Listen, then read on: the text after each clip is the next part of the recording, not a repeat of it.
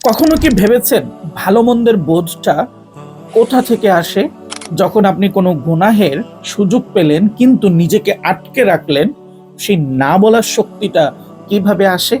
এই শক্তিটা শুধু ঈমান নয়, এটা মস্তিষ্কের নির্দিষ্ট একটা জায়গা থেকে আসে, যার নাম হচ্ছে প্রিফ্রন্টাল কর্টেক্স। এই অংশই নিয়ন্ত্রণ করে আপনার চিন্তা, নৈতিকতা, আত্মসংযম এবং আপনার সিদ্ধান্ত গ্রহণ। প্রিফ্রন্টাল কর্টেক্স মস্তিষ্কের সামনের অংশে থাকে এবং এটি আমাদের মানবিক সিদ্ধান্ত নেওয়ার প্রধান কেন্দ্র।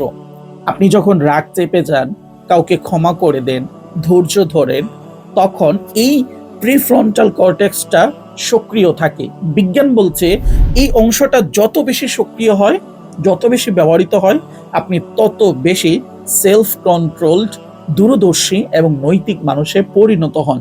ইসলাম যাকে বলে তাকুয়া।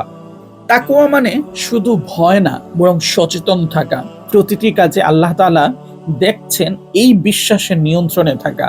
রাসূল সাল্লাল্লাহু আলাইহি ওয়াসাল্লাম বলেন, সবচেয়ে শক্তিশালী ব্যক্তি সে যে রাগের সময় নিজেকে নিয়ন্ত্রণে রাখতে পারে। এটা একদম প্রিফ্রন্টাল কর্টেক্সের কাজ। যারা রেগে গেলে মুখ খুলে ফেলে, প্রতিশোধ নেয়, তারা মস্তিষ্কের এই অংশে দুর্বল থাকে।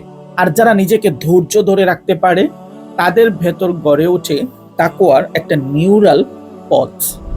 মজার বিষয় হলো, ইবাদতগুলো যেমন নামাজ, রোজা, জিকির, সবই এই প্রিফ্রন্টাল কর্টেক্সের ট্রেনিং দেয়।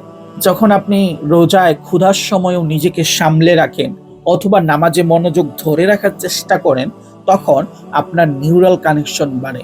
ঠিক যেমন জিমে ব্যায়াম করলে আপনার পেশি বাড়ে, তেমনি ইবাদত করলে প্রিফ্রন্টাল কর্টেক্সটা শক্তিশালী হয়। ফলে আপনি হয়ে ওঠেন সংযমী, চিন্তাশীল, আত্মনিয়ন্ত্রিত একজন মুমিন। বলা যায় প্রিফ্রন্টাল কর্টেক্স হলো সেই জায়গা যেখানে ঈমান একটা সিদ্ধান্তের রূপ নেয়, যেখানে আপনি হালাল হারাম, সহ্য করা, প্রতিশোধ করা, ধৈর্য, অস্থিরতা, সবকিছুর মাঝে থেকে সঠিক পথটা আপনি বেছে নিন। আর এই পথটাই আপনাকে একজন সত্যিকারের মুমিন করে তোলে। তাকওয়া মানে শুধু গোনা থেকে দূরে থাকা নয়, বরং নিজের মস্তিষ্ককে এমন ভাবে গড়ে তোলা যেন সে আল্লাহর রাস্তাটাই বেছে নেয়, সঠিক সিদ্ধান্তটাই সে বেছে নেয় এবং রাগ, চাপ, প্রলোভনের মাঝেও স্থির থাকে।